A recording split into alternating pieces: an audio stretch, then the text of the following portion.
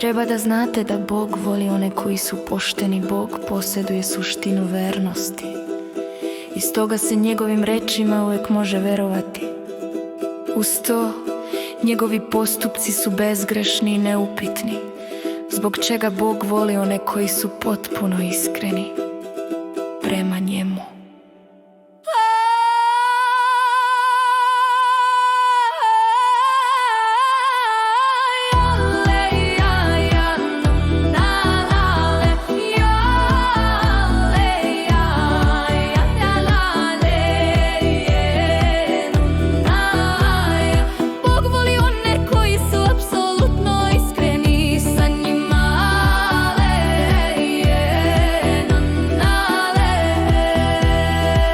Poštenje znači dati svoje srce Bogu, ne biti neiskren prema njemu ni u čemu, biti otvoren prema njemu u svemu.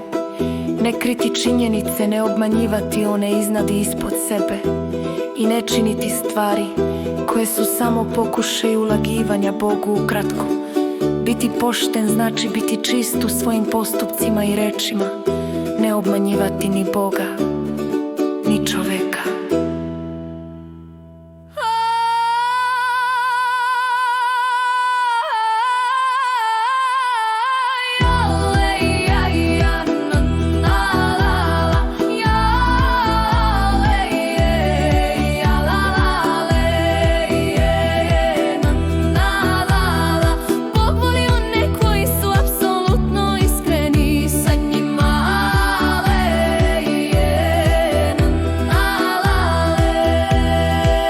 Mnogi ljudi bi radije bili osuđeni na pakao nego što bi pošteno govorili i postupali. Nije čudo što za nepoštene imam predviđen drugačiji način ophođenja. Naravno, sasvim dobro, znam koliko vam je teško da budete pošteni ljudi.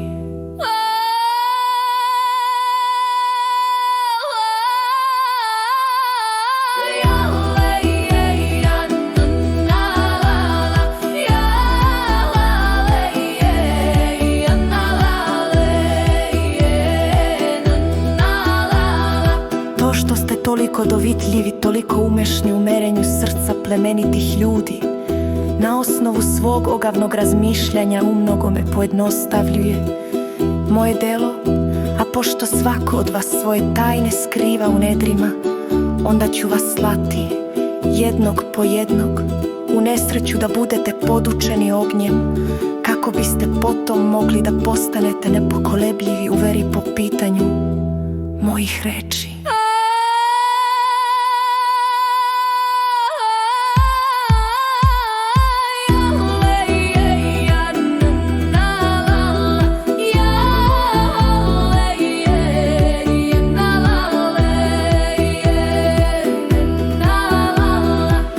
Naposletku ću iz vaših usta izvući reči: veran je Bog, nakon čega ćete se busati u grudi i jadikovati. Čovekovo srce je tako lažljivo, kakvo će tada biti stanje vašeg uma? Sigurno nećete biti tako zaneseni ponosom kao što ste sanja.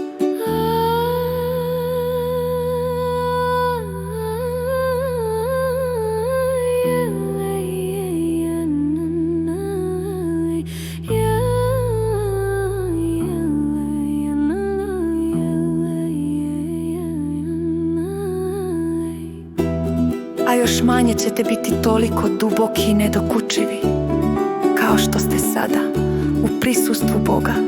Neki ljudi su sasvim pristojni i uljudni, naročito dobro vaspitani, pa ipak pokazuju zube i vitlaju kandžama. U prisustvu Duha, da li biste takve ljude svrstali među poštene?